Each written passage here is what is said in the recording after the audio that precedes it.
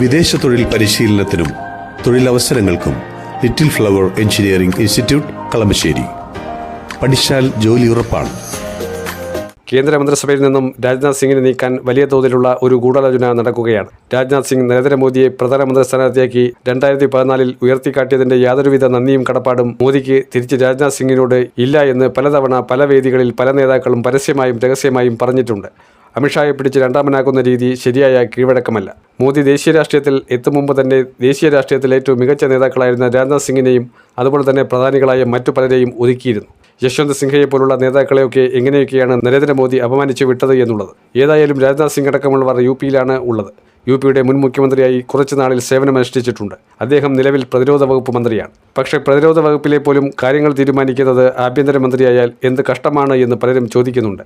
ഏതായാലും മന്ത്രിസഭയിലെ അഴിച്ചുപണി ഏവരും ആശങ്കയോടെ ഉറ്റുനോക്കുകയാണ്.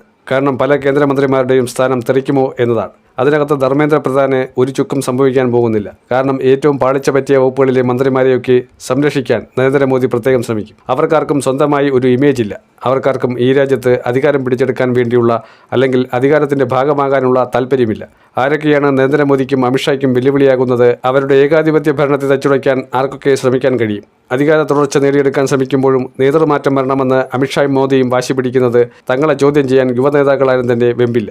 അതുകൊണ്ട് തന്നെയാണ് നിതിൻ നബീനെ പോലെ ഒരു കളിപ്പാവയെ ദേശീയ അധ്യക്ഷനാക്കി പ്രഖ്യാപിച്ചിരിക്കുന്നത്. JP നദ്ദയെക്കാളും നിതിൻ നബീൻ അധ്യക്ഷനാകുമ്പോൾ ചോദ്യങ്ങൾ കുറഞ്ഞു കിട്ടും. മോദിയും അമിത്ഷായും പറയുന്നത് അണുവിട വ്യത്യാസമില്ലാതെ അനുസരണയോടെ അതെല്ലാം ചെവിക്കൊള്ളുന്ന നേതാവായിരിക്കും. അതുകൊണ്ട് തന്നെയാണ് നിതിൻ നബീനെ പോലുള്ള കളിപ്പാവകളെ അല്ലെങ്കിൽ BJP നേതൃത്വത്തിന് ഏതൊക്കെ രീതിയിലാണ് മാനിപ്പുലേറ്റ് ചെയ്യാൻ താല്പര്യം അവരെയൊക്കെ പിടിച്ച് നിയോഗിക്കുക എന്ന ഒരു സാഹചര്യത്തിലേക്ക് എത്തിത്തിരിഞ്ഞിരിക്കുന്നത്.